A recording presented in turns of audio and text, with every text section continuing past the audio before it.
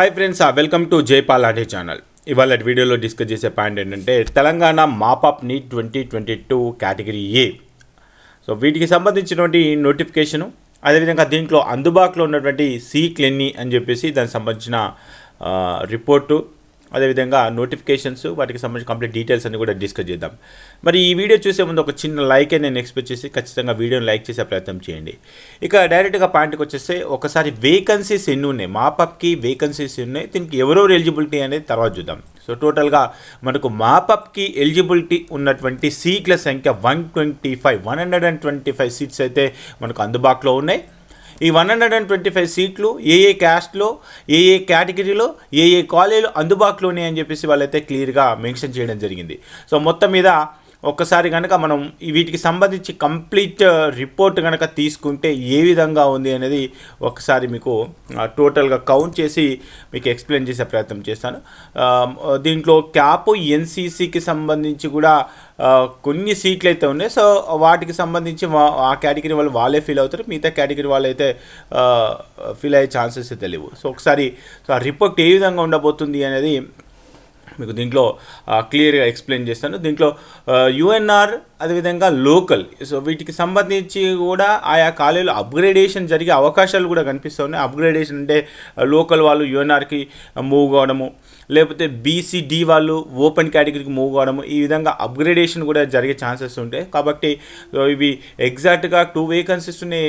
ఆ 2 వేకెన్సీస్ మరి ఓసీ వాళ్ళకి వస్తాయా, బీసీ వాళ్ళకి వస్తాయా, యుఎన్ఆర్కి వస్తాయా, లోకల్కి వస్తాయా, లోకల్ ఉన్నంత మాత్రం లోకల్కే వస్తాయా, లేదు యుఎన్ఆర్ ఉన్నంత మాత్రం యుఎన్ఆర్కే వస్తాయా అనేది కూడా అయితే ఇప్పుడైతే చెప్పలేము. సో వాటికి సంబంధించి ప్రాసెస్ ఏ విధంగా ఉంటుంది అనేది మనము ఆల్రెడీ మార్నింగ్ ఒక వీడియో చేసాము. రౌండ్ 1లో జరిగిన అలాట్మెంట్, రౌండ్ 2లో జరిగిన అలాట్మెంట్స్ ఒకసారి మీరు పిన్ టు పిన్ చూస్తే మీకు దానికి సంబంధించిన క్లారిటీ వచ్చే అవకాశాలు అయితే ఉంటాయి. ఒకసారి చెక్ చేసుకునే ప్రయత్నం చేయండి.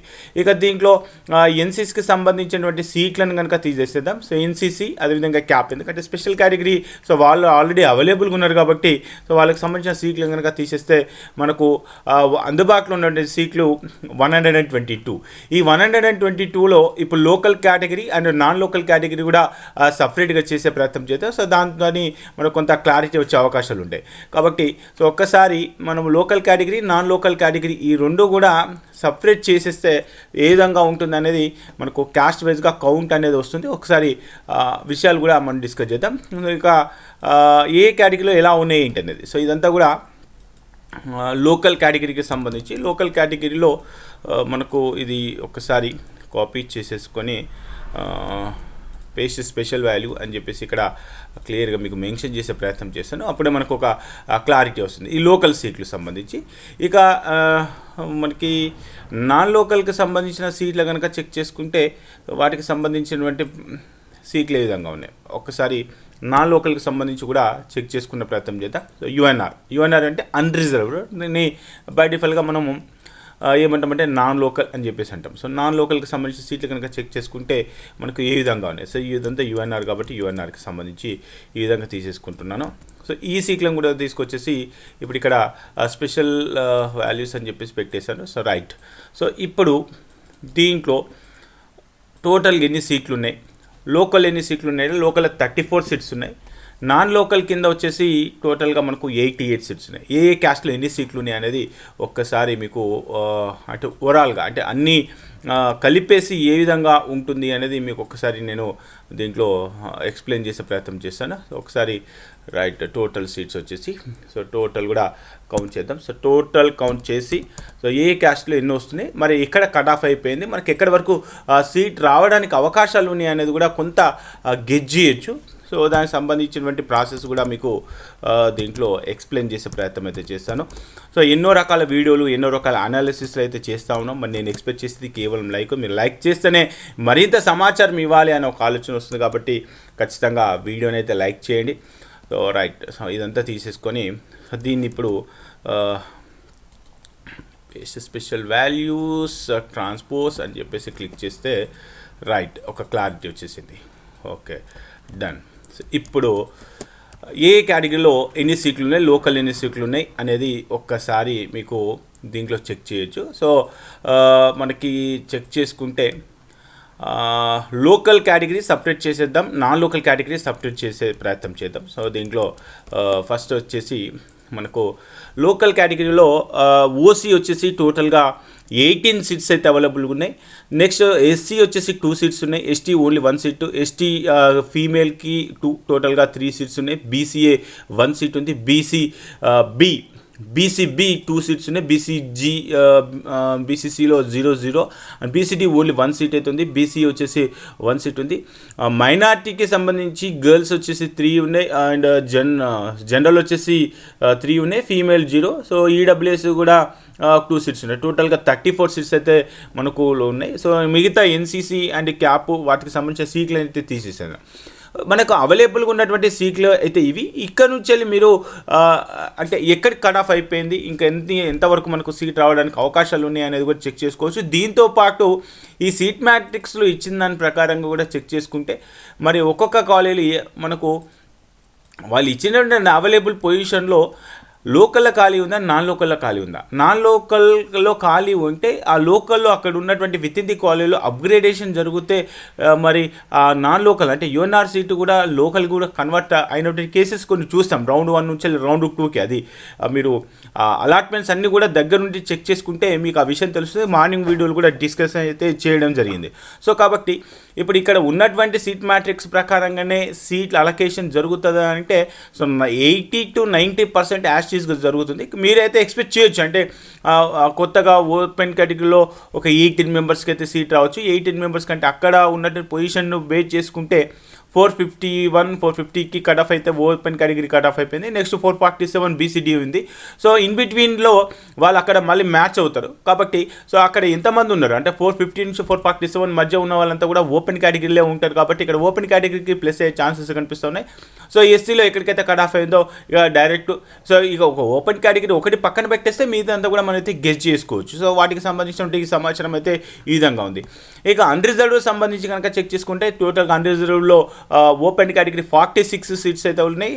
ఎస్సీకి వచ్చేసి 13 ఉన్నాయి, ఎస్టీకి వచ్చేసి 2 సీట్స్ ఉన్నాయి, బీసీఏకి వచ్చేసి 5 సీట్స్ ఉన్నాయి, బీసీబీకి వచ్చేసి 9 సీట్స్ ఉన్నాయి, బీసీసీకి ఓన్లీ 1 సీట్ ఉంది, బీసీడీకి వచ్చేసి 1 సీట్ ఉంది, బీసీఈకి వచ్చేసి 3 సీట్స్ ఉన్నాయి, మైనార్టీకి సంబంధించి టోటల్గా 7 సీట్స్ ఉన్నాయి, ఈడబ్ల్యూఎస్కి కూడా 1 సీట్. టోటల్గా 88 అన్రిజర్వ్లోనే 34 వచ్చేసి మనకు లోకల్ కేటగిరీలు ఉన్నాయి.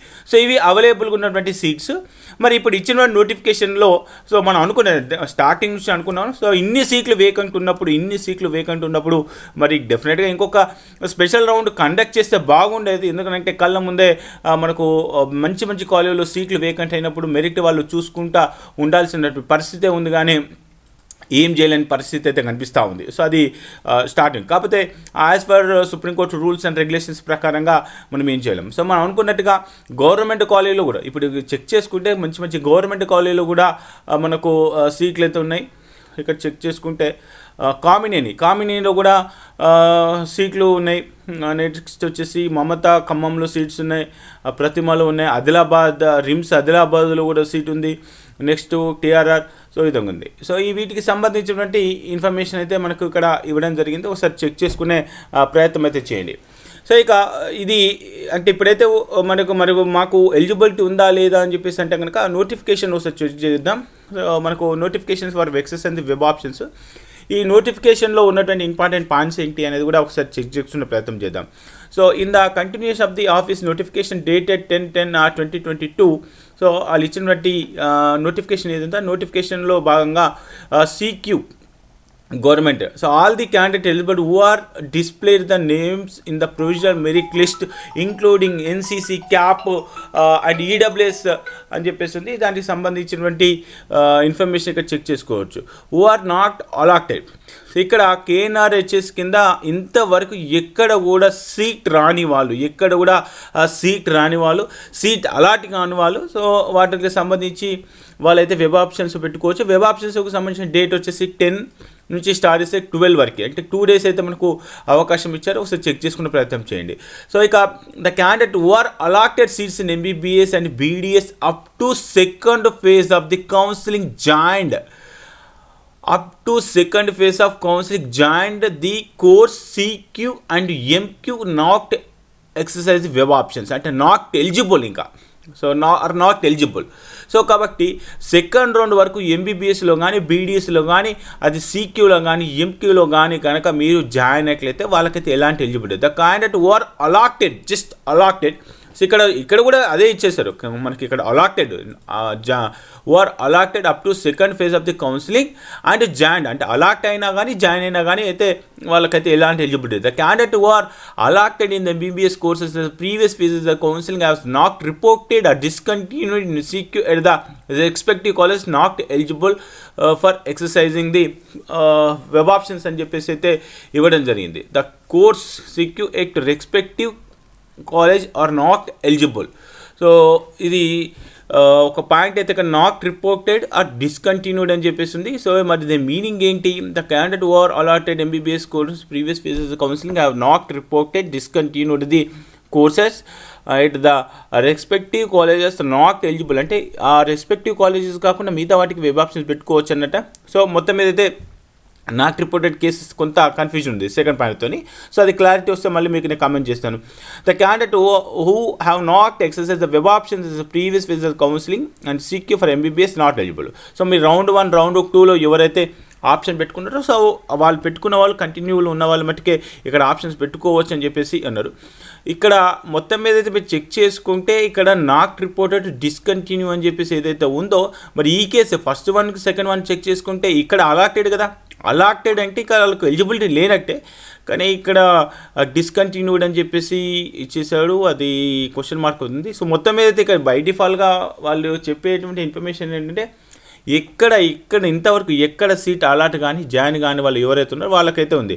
సో నెక్స్ట్ ఇంకొక పాయింట్ కూడా ఇచ్చేది, the candidates who are admitted up to mop up phase of the all India quota counselling.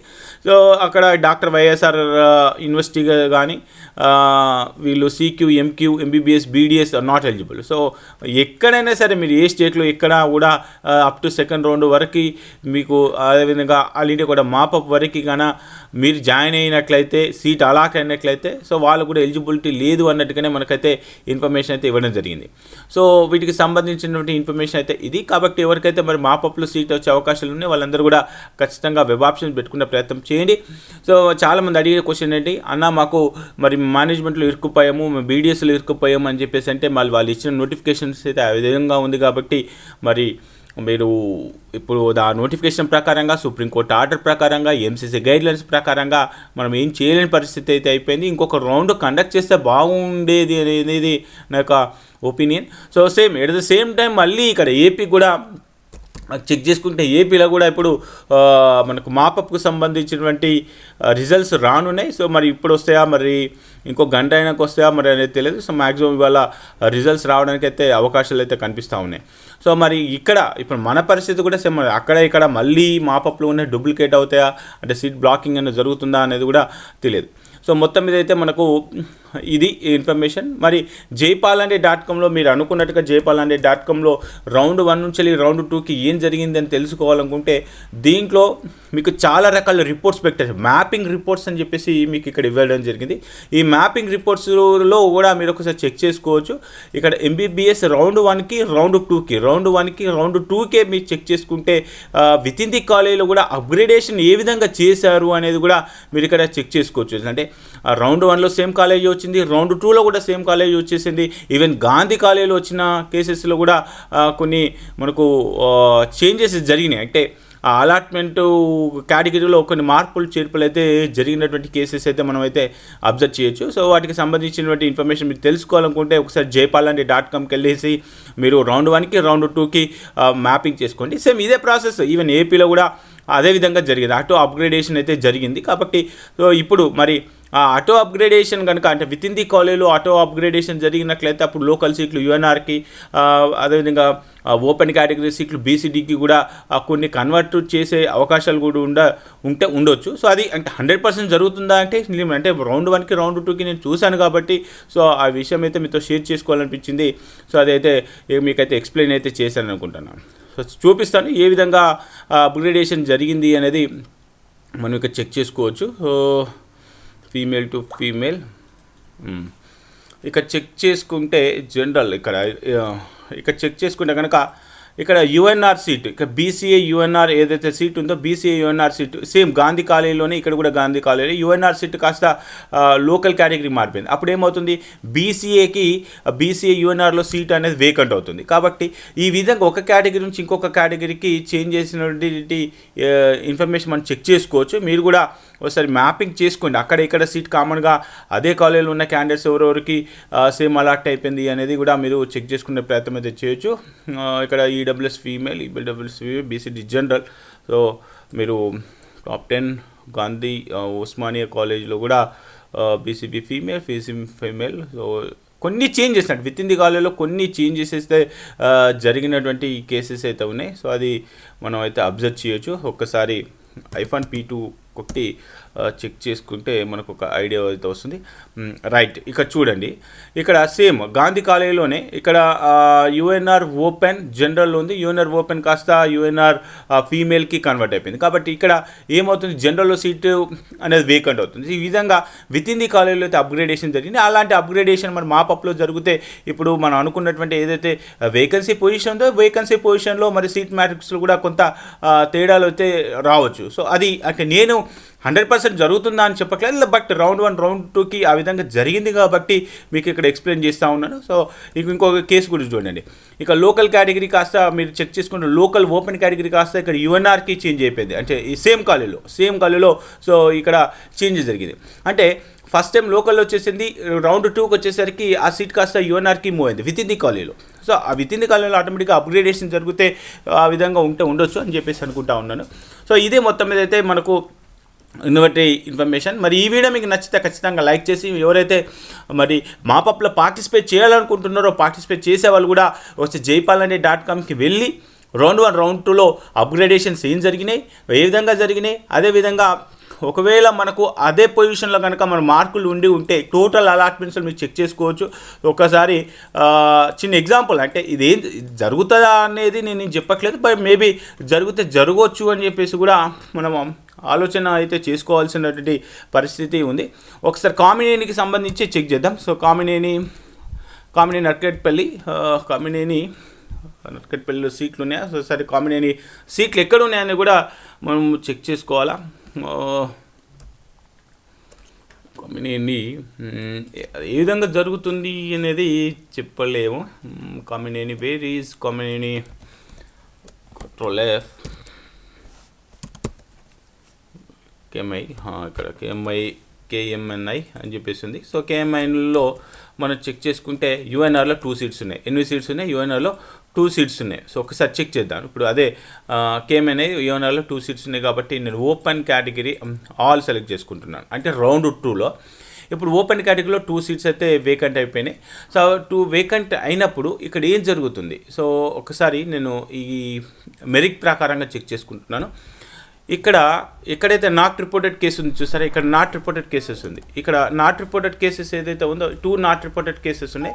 ఇక్కడ ఈ నాట్ రిపోర్టెడ్ కేసెస్ కనుక చెక్ చేసుకుంటే ఈ నాట్ రిపోర్టెడ్ కేసెస్లో ఇక్కడ ఈ సీట్ ఇక్కడికి మూవ్ అవ్వచ్చు, ఈ సీట్ ఇలా మూవ్ అవ్వచ్చు. ఈ విధంగా చెక్ చేసుకుంటే మరి 543 అనేది యుఎన్ఆర్కి మూవ్ అవుతే లోకల్ సీట్ కూడా అప్గ్రేడ్. అంటే విత్ ఇన్ ది కాలేజ్లో ఒకవేళ అప్గ్రేడేషన్ జరిగితే కూడా అక్కడ లోకల్ ఉన్నంత మాత్రాన లోకల్ సీట్ అని, బీసీకి ఉన్నంత మాత్రాన బీసీ సీట్ అని కూడా చెప్పలేదు. ఈ అప్గ్రేడేషన్లో సీట్ మ్యాట్రిక్స్లో కూడా కొంత తేడాలు అయితే జరిగినాయి. మనం అది క్లియర్ కట్గా మనం రౌండ్ 2లో చూసాము. రౌండ్ 2లో ఉన్న సీట్ మ్యాట్రిక్స్ ఓపెన్ కేటగిరీలో అప్పుడు ఎన్ని అవైలబుల్గా ఉన్న సీట్లు ఎన్ని, మరి తీరా అలాట్మెంట్ అయిపోయేసరికి ఏ విధంగా అప్గ్రేడేషన్ అయింది అనేది మీరు రౌండ్ 1కి రౌండ్ 2కి మీకు ఒకసారి అబ్జర్వేషన్ చేయండి.